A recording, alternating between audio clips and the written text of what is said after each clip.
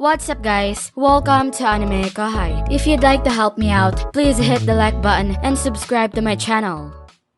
The equipment for this task was connected to monitors throughout the labyrinth, but only the main panel in our control center could operate it. Seal had the ability to synchronize itself with the labyrinth, enabling us to take measurements from anywhere, but that was my little secret. With limited time available, we quickly made our way to the control center. Right, so I measured my master, and his EP came out to be 88 million. And that's already impressive, but he insists he can push that number higher whenever he wants. I want you to scold him for being so conceited. It was an unimaginable figure. No human could surpass him, not even a million class-level saint. But was the number accurate? Yes, indeed. Veldora's existence points are precisely 88,126,579.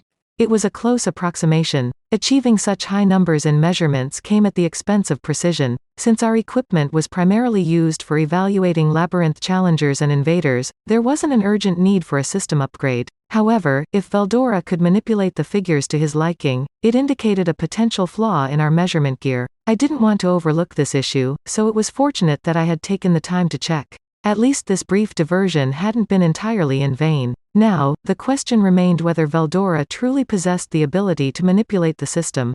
Well, according to my measurements, it's 88.12 million, which is quite similar. So, are you suggesting that you can increase that number at will? Or is it underestimating your actual score? Either way, I wanted to inquire about how he would accomplish it and devise countermeasures accordingly. When I asked Veldora for a demonstration, he flashed the widest grin I had ever seen and removed his coat. Oh, wonderful, I thought. Even though I had stopped sweating a long time ago, a bead of cold sweat seemed to trickle down my skin. And then, that laughter resounded. Witness and observe closely as I unleash my true power. With a resounding thud, Veldora's coat fell to the floor, followed by the wrist and ankle bands crashing down, causing cracks to form. Removing heavy clothing wouldn't affect the numbers. I wouldn't allow that. Existence points, EP, measured the amount of energy within a person and had no direct correlation with battle performance. However, Veldora didn't seem to grasp that concept. Well, go ahead, measure me with your machine. But don't blame me if I break it. Sheesh, this was embarrassing. I understood what he was attempting, but it was just too pitiful to witness. I just took another measurement, but there's absolutely no change in his statistics. Of course not. Veldora, listen to me. Master, it's still at 88 million. Ramirez had just pierced his heart with the dagger of truth. Don't be ridiculous. Rimuru, be honest with me. My EP must have doubled by now, hasn't it? I gave him a sympathetic look. I know you can conceal your aura, but EP has a different nuance. Then, as sincerely as possible, I explained that existence points were a measure of one's energy store and not some kind of battle level from action manga. Veldora's face turned bright red as he realized his mistake. Indeed, it had become quite an amusing tale. However, Veldora didn't need to fabricate anything. The reading of 88 million was truly extraordinary. It meant that nothing short of an ultimate level attack would be able to leave a scratch on him. Furthermore, the abilities he had acquired were nothing short of incredible. With Ciel's adjustments, Veldora's skill had evolved into Chaos King Nyarlathotep. This transformation granted him a wide range of abilities, including thought acceleration, analyze and assess, all of creation, probability manipulation, parallel existence, investigation of truth, spacetime manipulation, and multidimensional barrier. This diverse set of powers, organized and enhanced by Ciel's reconfigurations, made them much easier for Veldora to utilize. And on top of that, he even gained parallel existence. Having experienced the annoyance of fighting Velgrynd, I knew firsthand how troublesome that ability could be. But with probability manipulation in his arsenal as well, Veldora truly felt invincible. Indeed, Veldora was practically invincible as long as I remained alive. His heart core resided within me, with his memories and emotions securely backed up. With the ability to summon a split body at any time, the chances of destroying him were close to zero. The whole concept of existence points was somewhat amusing, but I genuinely appreciated having Veldora on our side. While his existence points were over 10 times greater than mine, and it was highly unlikely that I could defeat him in battle, I still had my own questions. One of my recent victories was against Velgrynd, whom I managed to defeat using Predate. At the time, her existence points were reported to be around 26.87 million. I consumed over 50% of her, with approximately 30% still in the process of recovery. which would eventually be restored to what I had consumed. Seal was certainly meticulous in handling these matters, and I was grateful for that. However, I couldn't help but wonder why, considering the significant amount of energy I had absorbed from Velgrynd, my own existence points still seemed relatively low. It was more than sufficient, of course, and I believed that battle sense played a more crucial role, but it remained a lingering question for me. The answer is quite clear. The energy you consumed from Velgrynd was assimilated into your body, transformed into your blood and flesh, and then released through the use of true Dragon Core transformation. Ah, I see. So what does that imply?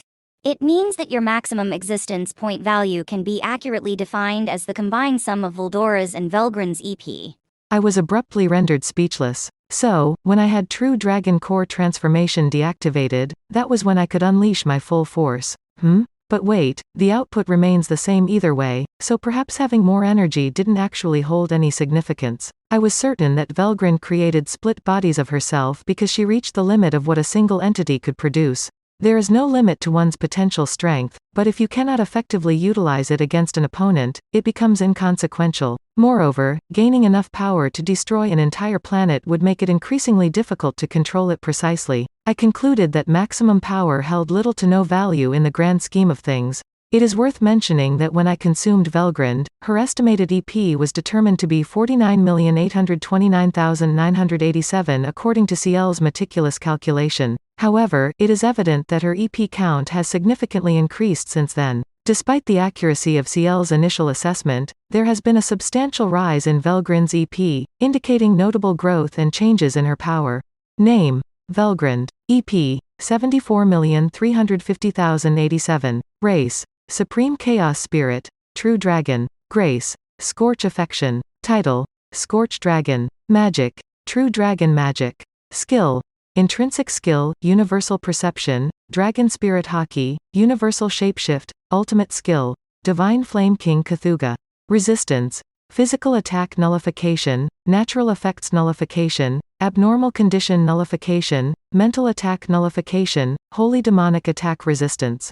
Velgryn's current status revealed a remarkable transformation rather than mere growth. Although her EP initially decreased by a fifth, it had since surpassed its original value, indicating an evolution of her power. While her abilities remained the same following CL's optimization, I had no doubt that Velgrynd had mastered their usage. Her repertoire included thought acceleration, thermal excitation, parallel existence, spacetime manipulation, dimension leap, and multidimensional barrier, a formidable combination of skills. It had been several days since I last encountered Velgrynd, leaving me unaware of her current experiences. I anticipated seeing her again tomorrow but was uncertain about how to approach her. Given her intimidating nature when provoked, I resolved to never incite her anger again. The interviews, which served as an opportunity to assess our current situation with Seal, had concluded, and I greatly appreciated their insights and closure. Volume 16, Chapter 3, Toward Rebuilding, Part 1. I still had a sense of apprehension about the impending conversation with King Gazel, but my attention was completely focused on our upcoming meeting with Masayuki's band. Therefore, I met up with Testarossa, feeling somewhat relieved. This gathering could be considered more of a summit, as it involved the meeting of two leaders, so we had to carefully select the attendees for the meeting hall. Benimaru and Rigurd would be on my side, while Shion and Diablo would accompany me, and Testarossa would complete our group. Masayuki, on the other hand, would be accompanied by Velgrynd, followed by Calgurio and Minutes, with Bernie and Jiwoo at the rear. All the members who were participating in the meeting were gathered in the lounge-style waiting room. Although this was all happening quite suddenly, nobody expressed any complaints. Shuna even volunteered to serve all of us, ensuring our preparedness. As for our objectives today, I had no intention of seizing control of the Empire. The main culprits behind this war, Michael and Feldway, were nowhere to be found, and Lieutenant Kondu, the mastermind behind the entire operation, was deceased. It was likely that Kondu's actions were being manipulated by Michael, but I had no intention of pursuing the crimes of a deceased individual. The majority of the higher-ranking members of the Empire's military seemed to be aboard their flagship, including those who managed to survive.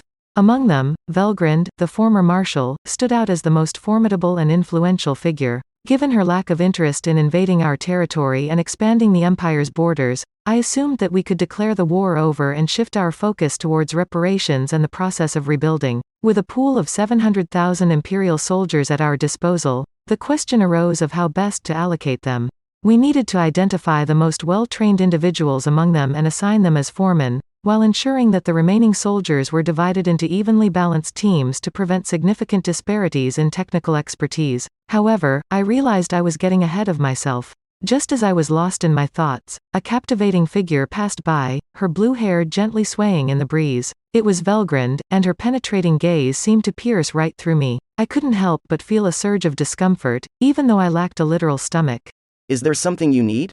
I inquired, mindful of the need to maintain a semblance of dignity for the sake of everyone present. I believed I deserved some recognition for managing to speak with a steady and composed voice. Velgrynd responded.